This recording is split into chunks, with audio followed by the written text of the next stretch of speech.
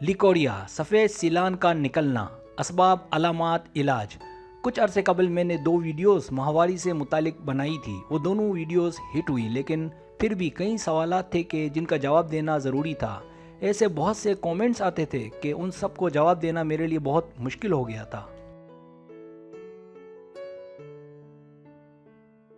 इस बात को मद्देनज़र रखते हुए मैं कई दिनों से सोच रहा था कि इस टॉपिक को ना सिर्फ मुकम्मल किया जाए, बल्कि औरतों की खास बीमारियों को लेकर एक सीरीज़ शुरू की जाए और इनमें जो इलाज हो वो मुस्तनद और आजमूदा भी हो।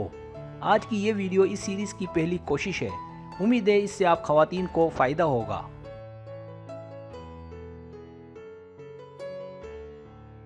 इस वीडियो में औरतों की एक बीमारी यानी सफ़ेद या खूनी सीलान का निकलना के असबाब, अलामात और इलाज बताया गया है। इस वीडियो में घरेलू टोटके भी हैं और यूनानी इलाज भी। और आपका मसला इससे मुख्तलिफ है तो भी आपको अब परेशानी की ज़रूरत नहीं। इस सीरीज़ में हर मसले को हल करने का इलाज बताया जाएगा।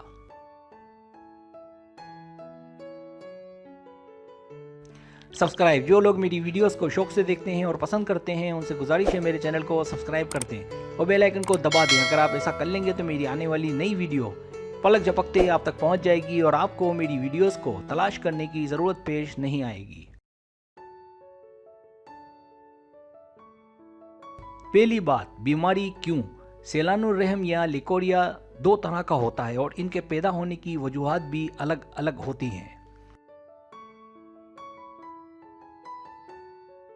पहली किस्म सफ़ेद सेलानुर रहम, खून की कमी, परेशानी, किसी किस्म का सदमा या हादसा जो बर्दाश्त ना हो सके, खौफ, हद से ज़्यादा मुबाशरत, किसी से बहुत ज़्यादा प्यार करना, किसी से हसद की आग में जलना, बदहज़मी और कब्ज़ की वजह से ये बीमारी पैदा होती है।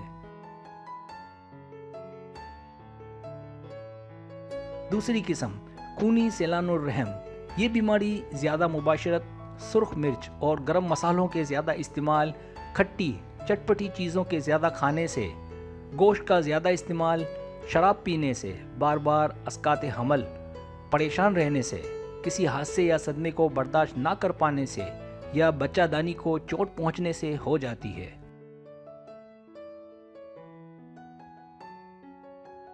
सफ़ेद सेलानुर रहम और इसकी पहचान। सफ़ेद सेलानुर रहम में अंधा में नहाने के रास्ते से सफ़ेद सेलान निकलता है। इस बीमारी में भूख नहीं लगती, कब्ज़, खुश्की, जिस्म जर्द पड़ने लगता है, जिस्म और सर में दर्द, काम में दिल ना लगना, अंधा में नहानी में खारिश और बदबू वगैरह ये अलामात मालूम होती हैं।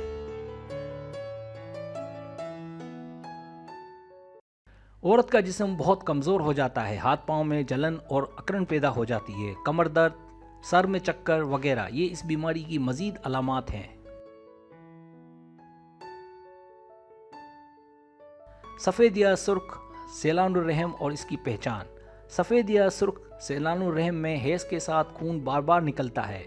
औरत की कमर, पाँव की पिंडलियों, हाथ पाँव, जांघों वगैरह में दर्द, बेचैनी वगैरह होती है। मरीज़ा कमज़ोर होकर हर वक्त बेचैनी महसूस करती है।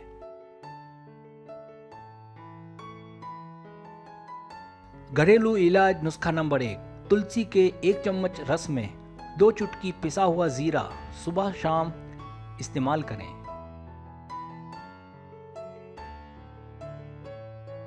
घरेलू इलाज नुस्खा नंबर 2 चम्मच आनोले का रस और 1 चम्मच शहद दोनों को मिलाकर 20-25 दिन पीने से सेलानुर रहम चला जाता है।